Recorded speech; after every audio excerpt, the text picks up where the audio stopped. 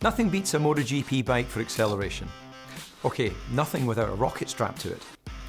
200 kilometers an hour in just 4.8 seconds. Not even a Formula 1 car is that fast off the line.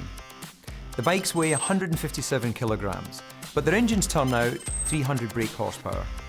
So stopping them from taking off is a real challenge, especially when there's only this much contact with the track, the size of my driving license.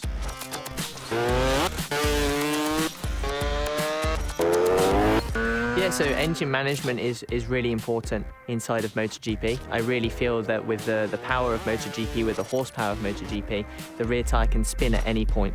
And when you wheel spin, that wrecks the tyres. When you wreck the tyres, the lap time drops. And when the lap time drops, you're not going fast and you're not winning.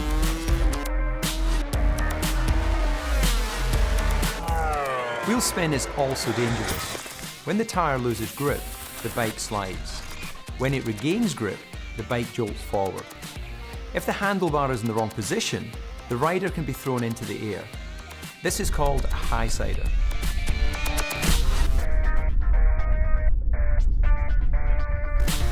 The solution is traction control.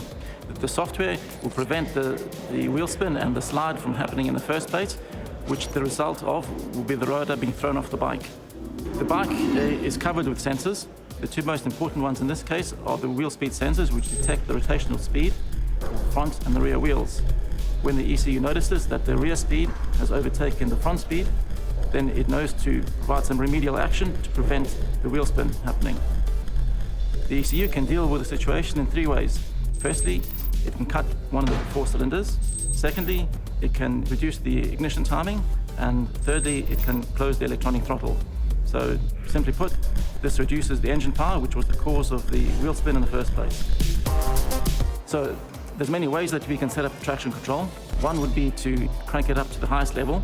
This would reduce the amount of wheel spin almost completely. However, this would hold the rider back, performance-wise, because he needs a certain amount of wheel spin to hold the racing line.